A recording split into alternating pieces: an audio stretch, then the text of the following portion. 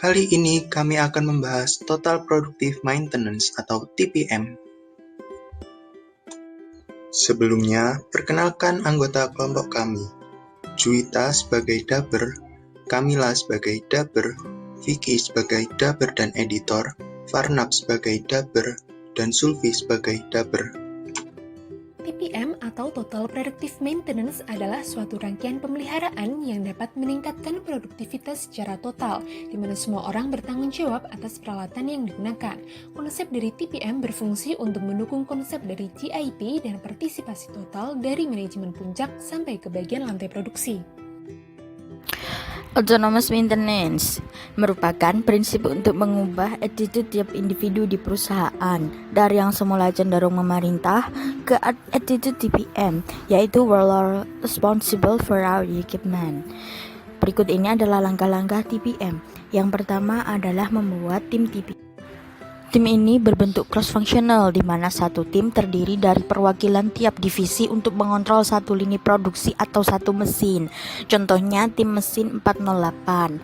Yang kedua adalah membuat checklist harian, di mana checklist ini dilakukan konsisten dalam sebulan yang berisi 3 form, yaitu checklist harian, checklist mingguan, dan checklist bulanan. Lalu yang terakhir adalah visual management system yang menunjukkan tingkat produktivitas maupun pekerjaan pada shift sebelumnya untuk mengontrol keadaan mesin.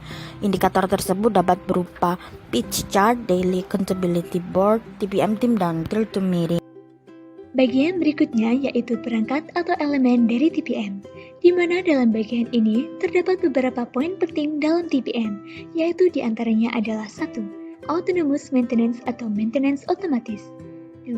Visual Controls, 3. 6S, 4. Utilized Predictive Technology, 5. Reliability Centered Maintenance atau RCM, 6. Mistake Proofing, 7. Setup Reduction, 8. Understanding your downtime losses, 9. Return equipment and workplace to ideal conditions, 10. Workshops, 11. Kaizen. Adapun 8 pilar TPM yang terdiri dari Autonomous Maintenance, Education and Training, Safety and Environmental Management, Equipment and Process Improvement atau OEE, Plant Maintenance, Process Quality Management, TPM in the Office, dan Early Equipment Management. Di bawahnya terdapat TPM Improvement Toolbox antara lain RCM, Predictive Technologies, Kaizen, Planning and Scheduling Enhancements, 6S, dan lain-lain. Sedangkan di baseline terdapat Key Management Principles atau Senior Leadership Involvement yang bertugas mengurusi TPM di skup yang paling kecil. Kunci keberhasilan untuk sukses menerapkan TPM adalah planning dan scheduling. Pada bagian ini, kunci keberhasilan menekankan pada kerja sama tim, di mana semua orang berkontribusi bersama secara sigap dan cekatan dalam menangani sebuah permasalahan.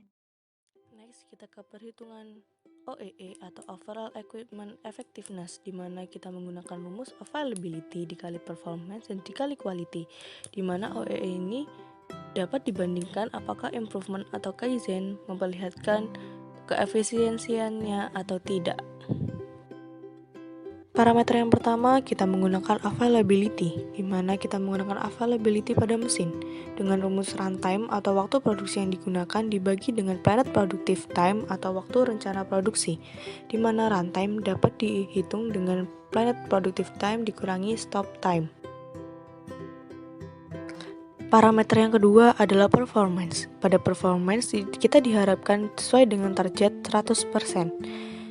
Performance dapat dihitung dengan cara ideal cycle time atau waktu ideal produksi dikali dengan total count dibagi dengan runtime atau waktu produksi yang digunakan. Berikut adalah rumus lain dari performance jika diketahui laju produksi bukan waktu standar.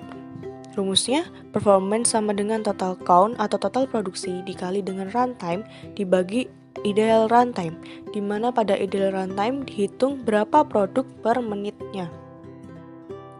Parameter yang terakhir adalah quality, di mana quality harus dihitung karena ada barang rusak atau reject.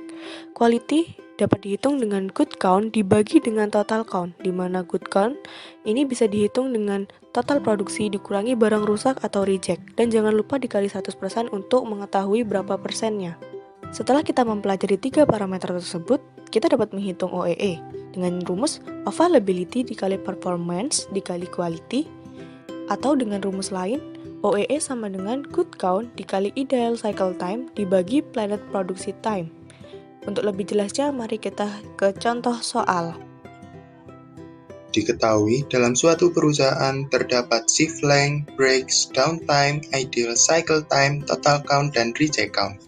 OEE dapat dihitung dalam sampel satu shift atau satu hari, dan bila industri proses dapat dihitung secara satu batch atau satu bulan. Sebelum kita menghitung OEE, yang pertama kita harus mencari availability dengan perhitungan planned production time dan runtime. Yang kedua, kita harus menentukan performance. Yang ketiga, kita harus menghitung quality dengan perhitungan good count. Setelah menemukan nilai availability, performance, dan quality, langkah selanjutnya yaitu menentukan nilai OEE, atau dengan rumus lain yaitu good count kali ideal cycle time per planned production time. Apabila OEE kurang dari 80%, maka diperlukan improvement.